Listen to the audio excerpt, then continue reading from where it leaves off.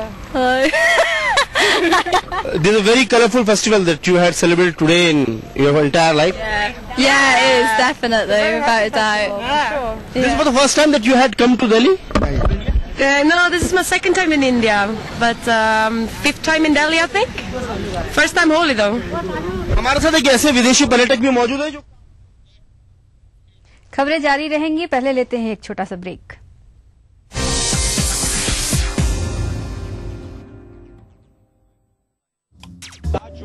मुंबई की आज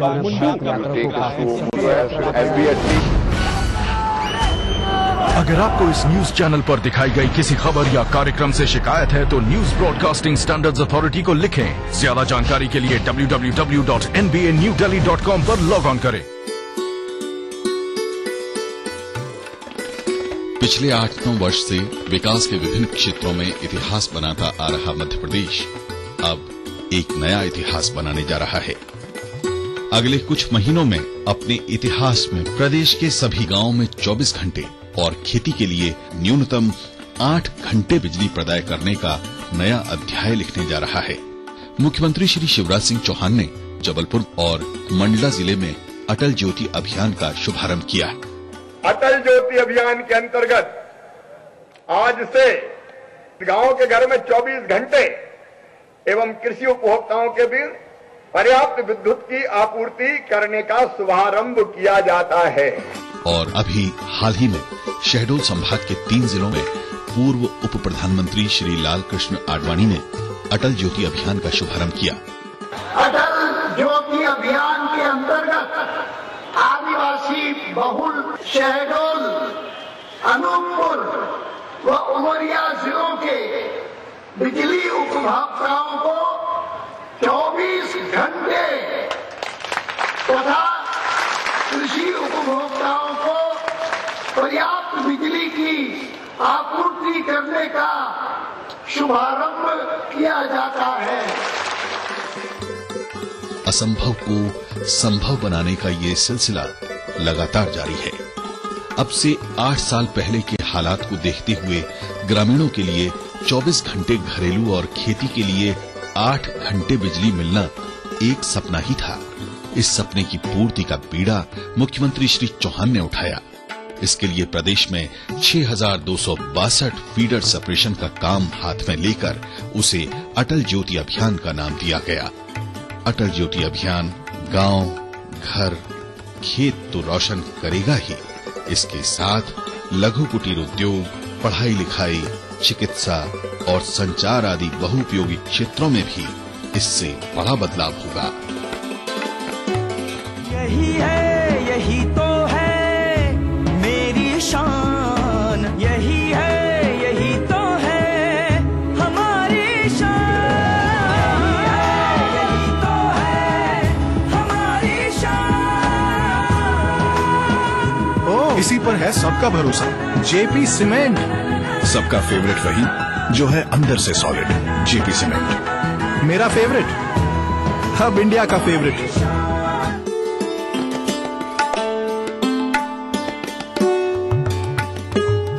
मध्य प्रदेश में इस सीजन में समर्थन मूल्य पर गेहूं की खरीदी पर 150 रुपए प्रति क्विंटल बोनस दिया जाएगा। ये देश के किसी भी राज्य में दी जाने वाली बोनस राशि से अधिक है। उपार्जन का काम 18 मार्च से शुरू हो रहा है। भोपाल, नर्मदापुरम, उज्जैन और इंदौर संभाग में 18 मार्च से 18 मई तक और चंबल, ग्वालियर, रीवा, शहडोल, जबलपुर और सागर संभाग में 25 मार्च से 25 मई तक खरीदी की जाएगी।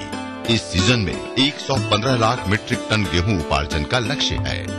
मुख्यमंत्री श्री शिवराज सिंह चौहान ने गेहूं की खरीदी पर 150 रुपए प्रति क्विंटल बोनस देने का निर्णय लिया है। अकेले मध्य प्रदेश की धरती पर किसान भाइयों और बहनों, इस साल तुम्हारा गेहूं 1500 रुपया क्विंटल खरीदेंगे हम, 1500 रुपया क्विंटल। इससे अब किसानों का गेहूं 1500 रुपए प्रति क्विंटल की दर से खरीदा जाएगा। खरीदी के लिए 2776 केंद्र स्थापित किए गए हैं। इस सीजन में बारदाने की कमी नहीं आने दी जाएगी।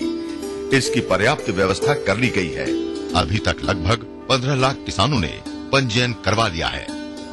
इस सीजन में भी ई उपार्जन की व्यवस्था की गई है। पिछले वर्ष ई उपार्जन के उत्कृष्ट कार्य के लिए प्रदेश को नेस्कॉम और लिनेवो ने मिलकर पुरस्कार दिया है।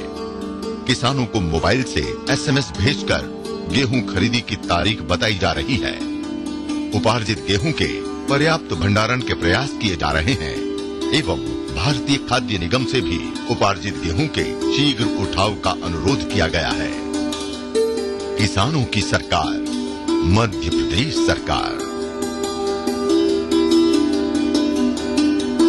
Escort heart institute New Delhi तथा Jabalpur hospital and research centre द्वारा संचालित हार्ट कमांड सेंटर में हृदय रोगों के इलाज की विश्व स्तरीय सुविधा अब जबलपुर में ही उपलब्ध।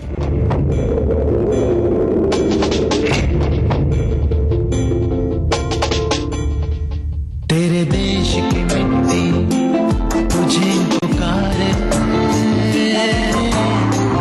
भारत का वासी है तू, बात ये गर्व से बतला रे, वो जुड़ जा रे, जुड़ जा रे,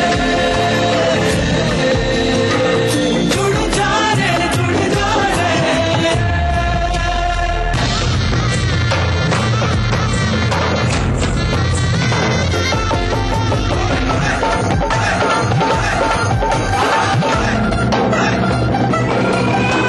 मिट्टी से ही शान, मिट्टी से ही पहचान। तो बनिए हिस्सा नेशनल पॉपुलेशन रजिस्टर का। कैंप्स शुरू हो चुके हैं। राष्ट्रीय जनसंख्या रजिस्टर, मेरी पहचान, मेरा अभिमान। भारत सरकार द्वारा जनहित में जारी। पेश है जादू। पापा जादूगर से बोलिए ना कि केबल के सिग्नल्स को ठीक कर दे। आ गया और देता हूँ एक आवश्यक सूचना तुम्हें और तुम्हारे केबल ऑपरेटर को। जी हाँ, सरकार ने डिजिटाइजेशन प्रक्रिया शुरू कर दी है और 31 मार्च 2013 से इन 15 राज्यों के 38 शहरों में ये प्रक्रिया लागू हो रही है। इसलिए सेट टॉप बॉक्स लगाना हो गया है अनिवार्य। सेट टॉप बॉक्स से मिलेंगे डिजिटल सिग्नल्स, जिससे सभी चैनल्स की क्वालिटी होगी बेहतरीन। इसलिए आज ही अपने केबल ऑपरेटर को बुलाओ और सेट टॉप बॉक्स लगवाओ। डिजिटाइजेशन अपनाओ, ढेरों फायदे पाओ।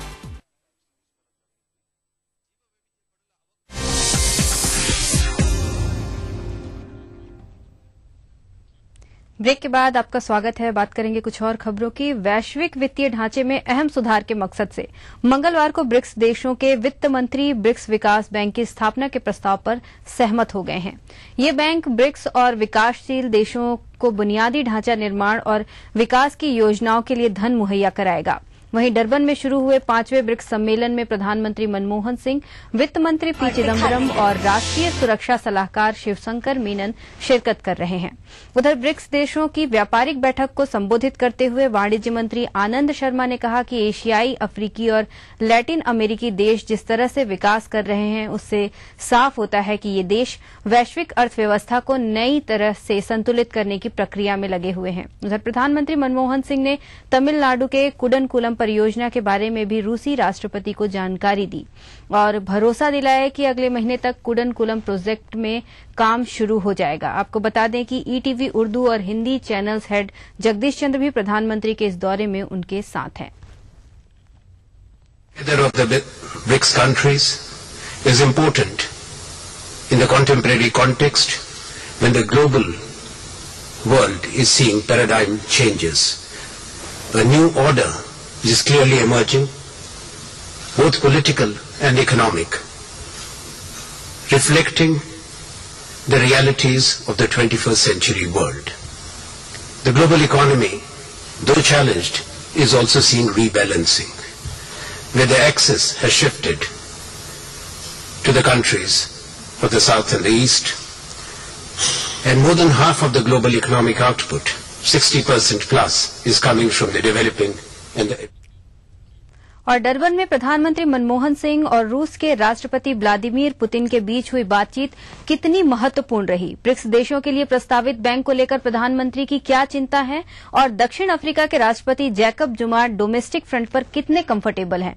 और दक्षिण अफ्रीका के लोग उनकी गवर्नेंस से कितने खुश हैं? बता रहे हैं ईटीवी उर्दू और हिंदी चैनल्स के हेड जगदीश चंद्र। ब्रिक्स में मंगलवार का दिन भारत और रूस के कूटनीतिक संबंधों में तो एक महत्वपूर्ण दिन रहा। कल देर रात प्रधानमंत्री मनमोहन सिंह ने रशियन प्रेसिडेंट पुतिन को यह फर्म एश्योरेंस दिया कि अगले महीने से उदानकुलम का जो संयंत्र है तमिलनाडु में, उसकी पहली इकाई का काम शुरू हो जाएगा। रशिया काफी समय से भारत से इस बात से नाराज था कि भारत इस संयंत्र के इम्प्लीमेंटेशन में देर कर रहा है और कई मुद्दों का निपटारा नहीं हो पा रहा है। यह घटनाक्रम तमिलनाडु की मुख्यमंत्री जयललिता के लिए एक प्रकार का राजनीतिक संदेश है, जिसमें मनमोहन सिंह ने इस मुद्दे पर अपनी पहल, अपना इनिशिएटिव कायम किया है। लेकिन दूसरी ओर डॉक्टर मनमोहन सिंह के लिए ब्रिक्स बैंक का मुद्दा अभी भी चिंता का विषय बना हुआ है। उनके मन में यह शंका है कि इस बैंक में चाइना का रोल क्या होगा, चाइना कहीं मेजर शेयर न ले, कहीं इस बैंक की राजधानी चाइना न चली जाए। इन सब बातों को लेकर के एक कूटनीतिक उठापटक और एक कूटनीतिक सोच विचार का दौर इस समय प्रधानमंत्री के मस्तिष्क में चल रहा है। दूसरी ओर यहाँ डोमेस्टिक फ्रंट पर, डोमेस्टिक गवर्नेंस में राष्ट्रपति की समस्याएं कम होने का नाम नहीं ले रही हैं। अभी 3000 खदान श्रमिकों ने यहाँ प्रदर्शन किया। इस देश में खानों का साम्राज्य है और बेहद अमूल्य खनिज पदार्थ यहाँ मिलते हैं। सोने का उत्पादन सबसे ज्यादा संसार में यही होता है। ऐसी स्थिति में खदान श्रमिकों की नाराजगी सरकार लंबे समय तक नहीं उठा सकती। खान श्रमिकों की यह शिकायत है कि पिछले दिनों पुलिस की गोली से 34 लोग मारे गए, 34 खान श्रमिक मारे गए। इनमें से अब पुलिस ने खुद यह स्वीकार किया है कि 15 श्रमिकों की मौत पुलिस की गलत गोली लगने से हुई। इसकी जांच के लिए सरकार ने आयोग बैठाया, लेकिन जो 4 गवाह थे आयोग के लिए, उनमें 3 की पहले हत्या हो चुकी है, चौथे की हत्या परसों हो गई है। इसे लेकर 3000 श्रमिकों ने प्रदर्शन किया है। सरकार की परेशानियां बढ़ रही हैं। खान लॉबी का दबाव और खान श्रमिकों का दबाव सरकार पर बढ़ रहा है। देखना है कि राष्ट्रपति ब्रिक्स सम्मेलन के बाद इस समस्या का निपटारा कैसे करते हैं। This is Jagdish Chandra for ETV network from Durban.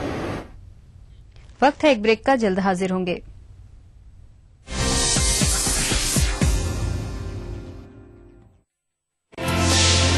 खबर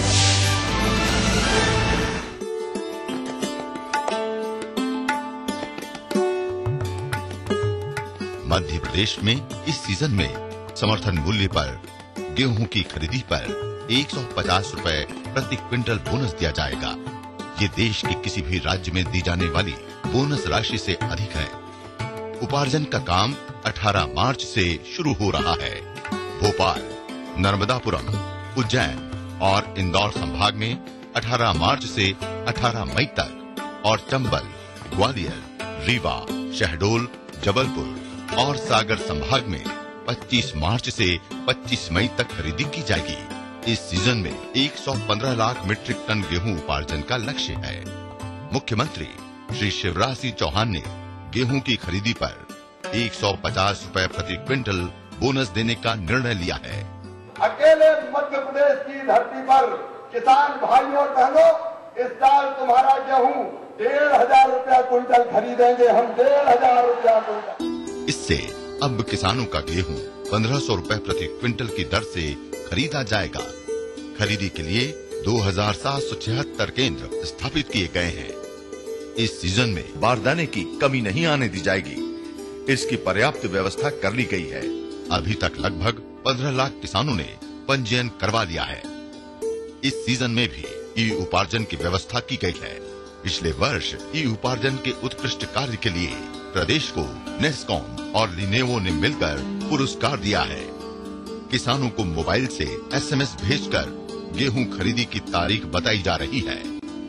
उपार्जित गेहूं के पर्याप्त भंडारण के प्रयास किए जा रहे हैं एवं भारतीय खाद्य निगम से भी उपार्जित गेहूं के शीघ्र उठाव का अनुरोध किया गया है। किसानों की सरकार, मध्य प्रदेश सरकार।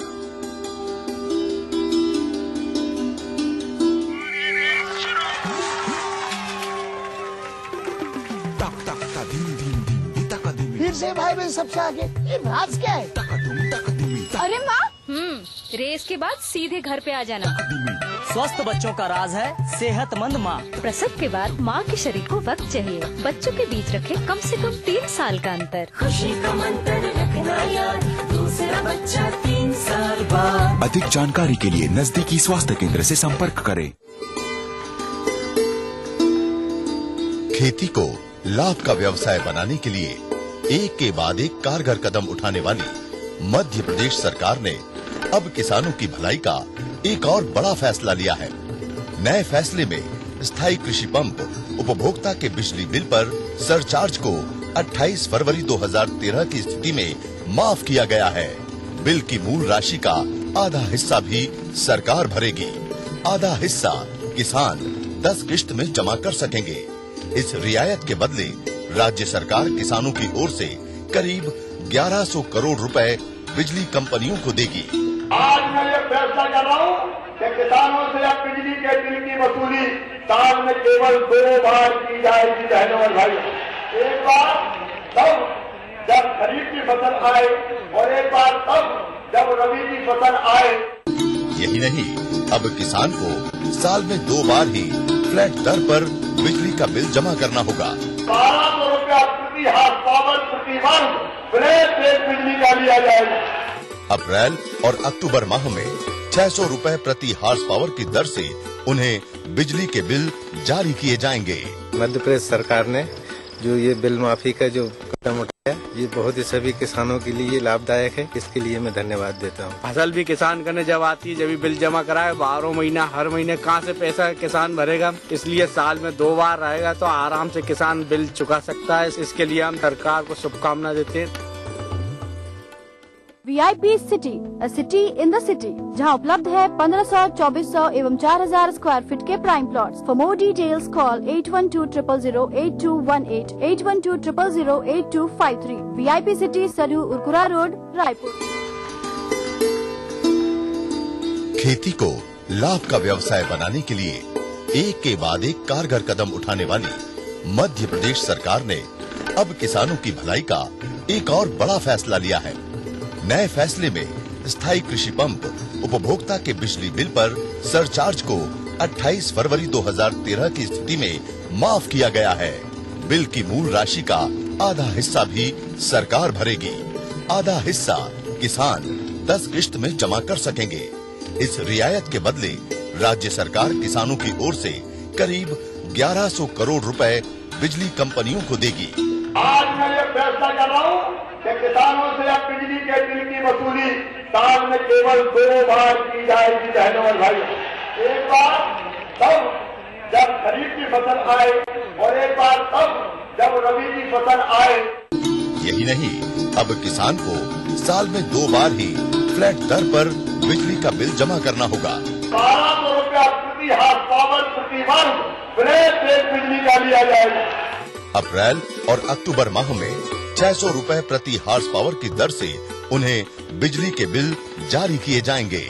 मध्य प्रदेश सरकार ने जो ये बिल माफी का जो कदम उठाया, ये बहुत ही सभी किसानों के लिए लाभदायक है। इसके लिए मैं धन्यवाद देता हूँ। फसल भी किसान करने जब आती है, जब भी बिल जमा कराए 12 महीना हर महीने कहाँ से पैसा किसान भरेगा। इसलिए साल में 2 बार रहेगा तो आराम से किसान बिल चुका सकता है। इसके लिए हम सरकार को शुभकामना देते हैं।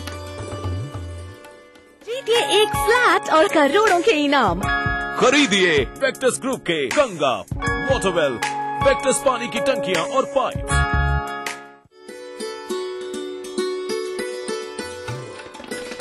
पिछले 8-9 वर्ष से विकास के विभिन्न क्षेत्रों में इतिहास बनाता आ रहा मध्य प्रदेश अब एक नया इतिहास बनाने जा रहा है।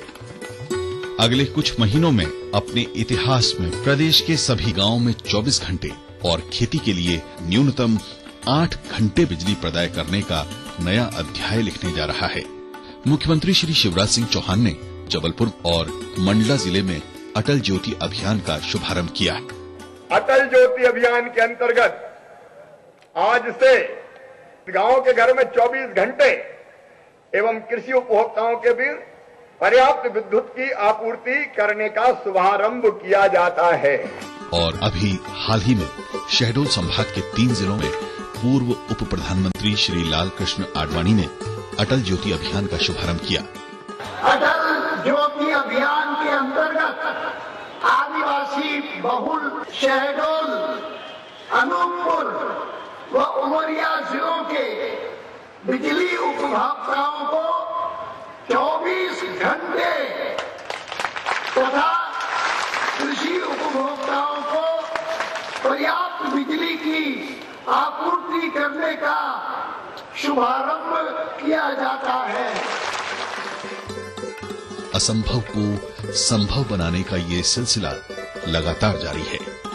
अब से 8 साल पहले के हालात को देखते हुए ग्रामीणों के लिए 24 घंटे घरेलू और खेती के लिए 8 घंटे बिजली मिलना एक सपना ही था।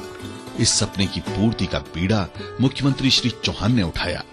इसके लिए प्रदेश में 6,262 फीडर सेपरेशन का काम हाथ में लेकर उसे अटल ज्योति अभियान का नाम दिया गया। अटल ज्योति अभियान गांव, घर, खेत तो रोशन करेगा ही, इसके साथ लघु कुटीर उद्योग, पढ़ाई लिखाई, चिकित्सा और संचार आदि बहुउपयोगी क्षेत्रों में भी इससे बड़ा बदलाव होगा।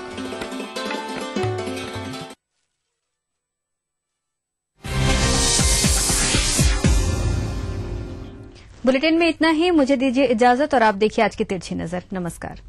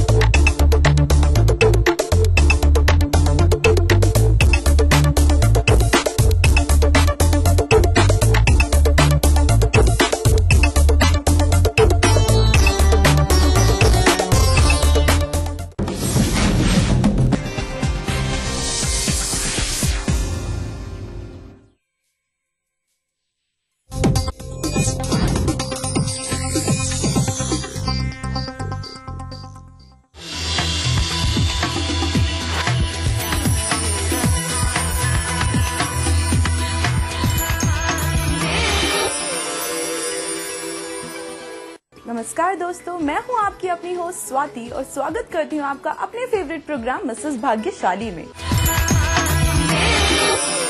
जो सफर इख्तियार करते हैं वही रास्तों को पार करते हैं। एक बार चलने का हौसला तो कीजिए ए दोस्त, ऐसे मुसाफिरों का तो रास्ते भी इंतजार करते हैं। और उन्हीं रास्तों पे चलते हुए हम आ गए हैं आपका अपना फेवरेट प्रोग्राम लेके, जिसका नाम है मिसेस भाग्यशाली।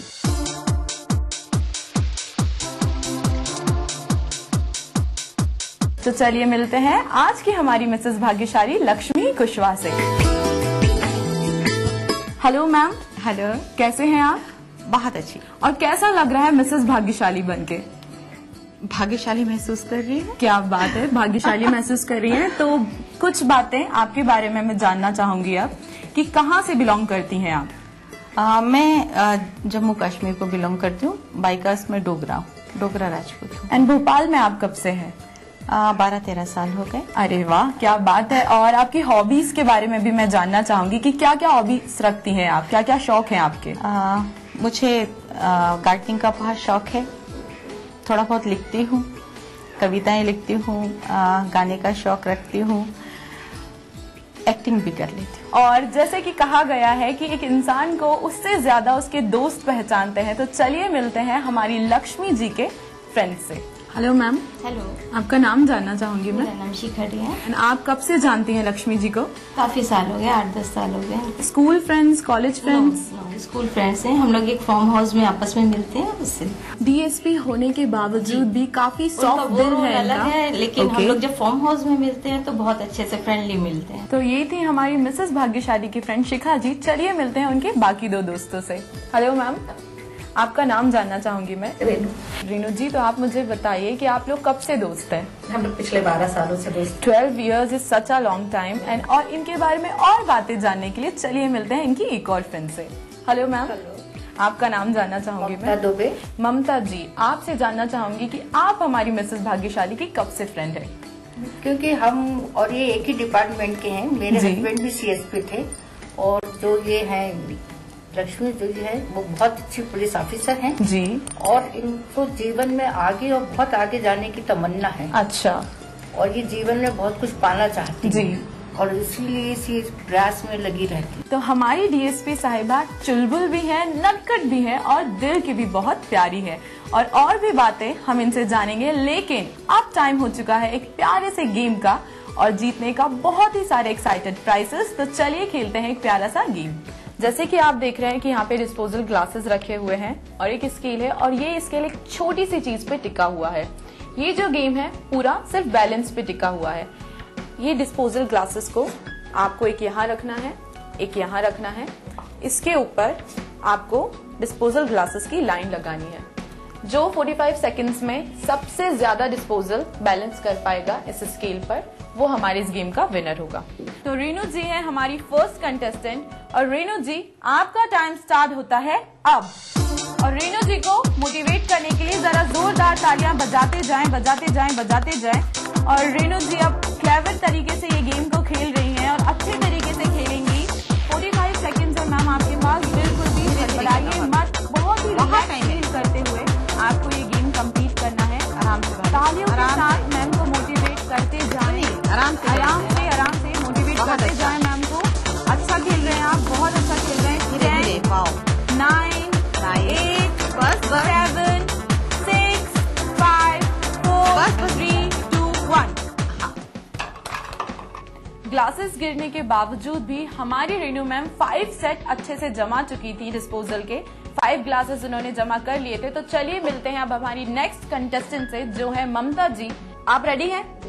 बिल्कुल अच्छे से। तो चलिए आपका टाइम शुरू होता है अब। हमारी ममता जी को भी इंकरेज करते जाएं तालियों के साथ। बिल्कुल धीरज रखते हुए मैम आपको ये गेम कंप्लीट करना है। हमारी रीनू जी का स्कोर 5 था, आपको जीतना है और अच्छे से जीतना है। अच्छे चतुराई के साथ ये गेम को कंप्लीट करते करते हमारी ममता जी 6 तक पहुंच चुकी हैं। ये जल्दी स्टार्ट कीजिए। 10, 9, 8, 7, 6, 5, 4, 3, 2, 1। क्या बात है, 6। आपका स्कोर है 6। Thank you so very much Mamta ji. Renu ji का स्कोर था 5, ममता जी का स्कोर था 6। लगता है यहाँ पे इंक्रीजिंग ऑर्डर में सब कुछ हो रहा है, लेकिन अब देखते हैं कि हमारी शिखा जी कितना स्कोर कर पाती हैं। तो शिखा जी, क्या आप तैयार हैं? ओके, तो चलिए आपको क्लैपिंग करते जाना है। और शिखा जी आपका टाइम स्टार्ट होता है अब। आपको बहुत ही रिलैक्स फील करते करते ये गेम को खेलना है, अच्छे से खेलना है। आप बिल्कुल बहुत ही क्लेवर तरीके से शिखा जी ये गेम खेल रही है। देखते हैं गेम जीतती है या नहीं। हमें उन्हें मोटिवेट करते रहना है, तालियां बजाते रहना है। Come on Shikha ji, come on, you can do it. Yes. अच्छा स्कोर करना है आपको, अच्छा स्कोर करना है, बहुत अच्छा स्कोर करना है आपको, अच्छा स्कोर करना है। अच्छा। Very good. 9, 8, 7, 6, 5, 4, 3, 2, 1। क्या बात है। और रिजल्ट हमारे सामने है। रेनू जी का स्कोर है 5, ममता जी की गाड़ी अटकी है 6 नंबर पर और हमारी जो विनर है उनकी गाड़ी अटकी थी नंबर 10 पर। तो हमारी आज की विनर है शिखा जी। तो शिखा जी के लिए जोरदार तालियां। और शिखा जी, आपको ये गिफ्ट मिलता है मिसेस भाग्यशाली टीम की तरफ से। तो मैं रिक्वेस्ट करूंगी हमारी मिसेस भाग्यशाली से कि शिखा जी को ये गिफ्ट दिया जाए। बहुत बहुत बधाई। रनर अप जो है वो है ममता जी। मिसेस भाग्यशाली से रिक्वेस्ट करूंगी कि वो यहाँ आए एंड मैम को ये गिफ्ट। बधाई भाभी। Thank you. जोरदार तालियां ममता जी के लिए। और इस गेम के बाद वक्त हो चला है एक ब्रेक का, लेकिन ब्रेक पे जाने से पहले आपकी इच्छा भी हो रही होगी मिसेस भाग्यशाली बनने की। तो बस उठाइए अपना मोबाइल, टाइप कीजिए अपना नाम, address and phone number and भेज दीजिए इस नंबर पर। और ब्रेक के बाद होगा और भी ज्यादा धमाल, और भी ज्यादा मस्ती, और जानेंगे हमारी मिसेस भाग्यशाली के बारे में बहुत कुछ। तो मिलते हैं एक छोटे से ब्रेक के बाद। बोझ मेरा क्या नाव रे, नदी किनारे गाँव रे, पीपल झूमे मोरे आंगना, ठंडे ठंडे छाव रे। मिसेस भाग्यशाली, मिसेस भाग्यशाली। खेती को लाभ का व्यवसाय बनाने के लिए एक के बाद एक कारगर कदम उठाने वाली मध्य प्रदेश सरकार ने अब किसानों की भलाई का एक